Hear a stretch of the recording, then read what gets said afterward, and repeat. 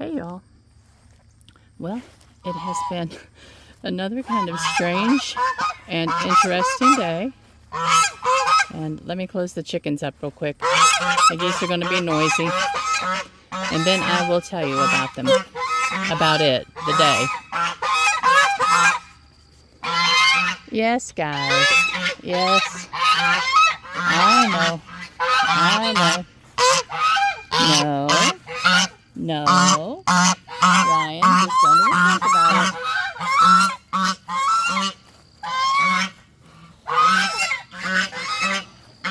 We have babies hatching, no doubt. And so they're all just a little bit aggressive. Yes, they are. Yes, they're all a little bit aggressive, my darling. It's my Googles. He's been kind of standoffish lately. I'm not going to bother you, darling. I'm not. She says, do not come near my babies. I'm certain that there's babies under these wings. There has to be babies under these wings. Look, she moved it. There's a light in there that I never have gotten out. And she has moved it. Apparently it was in her way. And then there's another mama, of course, back there behind the nesting boxes. There's 3 eggs in there. Guess I shall get them tomorrow. I'm not going to bother her tonight. 3 chicken eggs. Those weren't goose eggs by any chance. Alright, let's move their food back underneath. I didn't get it up, which means we might have a skunk wandering through in a little while in search of a little nosh and boogers. They are just such boogers.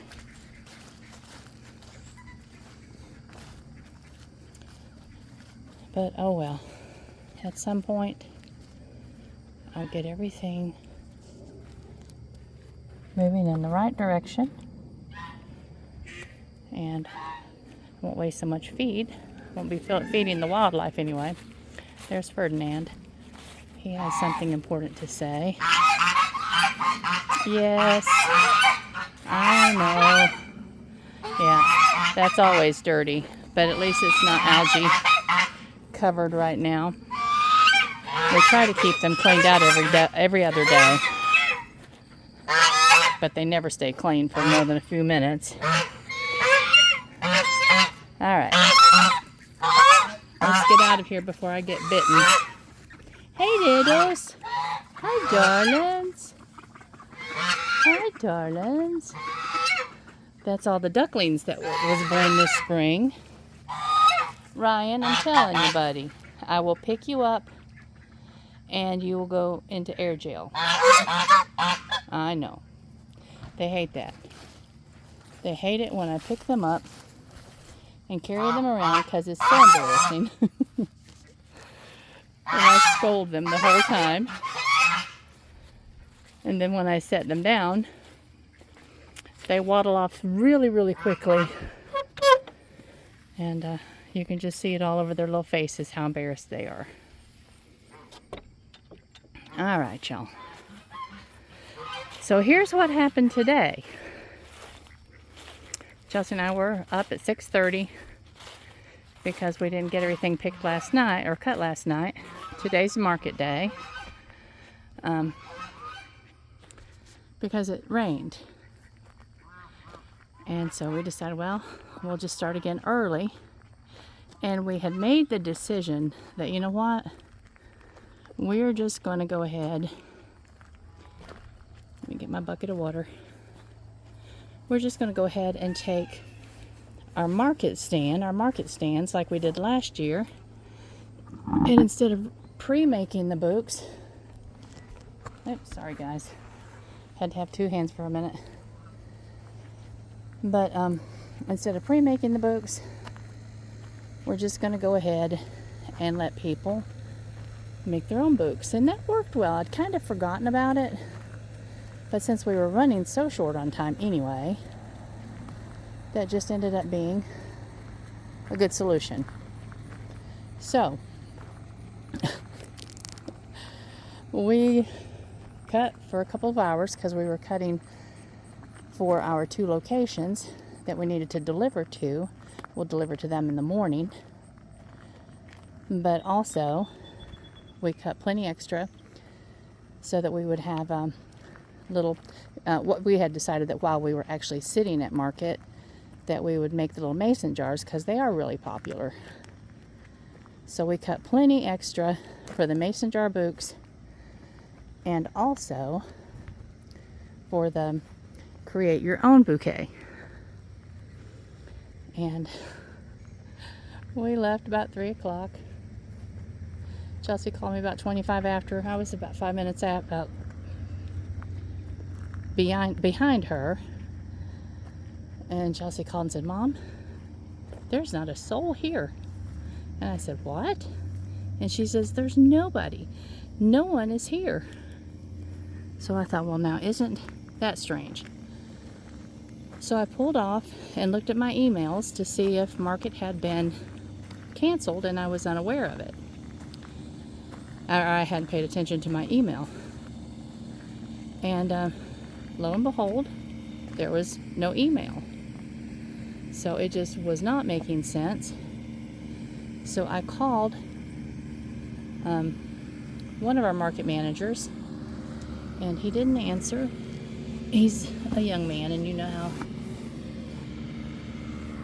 they're just too busy to pay attention to their phone. So anyway, I did finally hear back from someone, and they said, "Oh, I'm so sorry that we didn't get an email to you." And it was totally an accident. They were in panic mode because what ended up happening, there was a cloud burst, and the cones that close, the big barrels that close off the ends of the street where we have our market, they were floating away. Someone actually lost a market tent.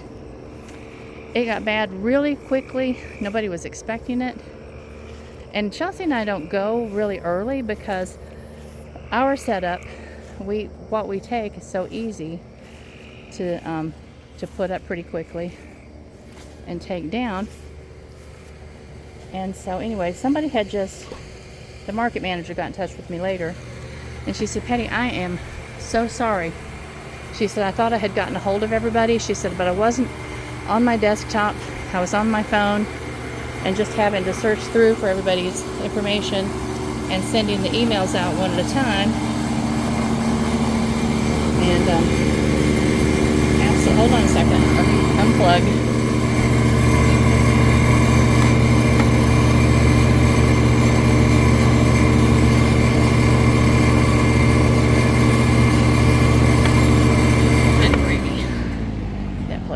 Really strong. But you know, obviously those sorts of things just happen. Here's the Roseanne. It's still dark in here, so it's still hard to see her coloring, but she is definitely coloring up. She's going to be frilly and green and brown. What a strange combination, and Chelsea loves her. But anyway, it was disappointing because we realized how much we had wasted by cutting so much extra for tonight. But we started thinking about it. We thought, you know what? We've been talking for a while. Hold on a minute. Let me close the door. I'm sorry, y'all. I jerk you around everywhere. But we had been talking for a while about taking some of the little coffee cup bouquets to some of the little coffee houses in the area. Now, we did try the coffee cup bouquets at Presnell's and Duckett's, the 2 locations that we sell through, and then also at Market. And they weren't nearly as popular as the mason jar bouquets. So we decided that for the 2 markets and for our market that we go to, the mason jar bouquets are definitely going to be it. But the coffee cup bouquets are definitely still on the radar. but they have to go to coffee houses. So that's what we're doing this evening. We're getting the delivery for tomorrow to our 2 locations, and then we're also putting together a bunch of the little market books, or coffee cup books. And in the morning, we're going to divide and conquer.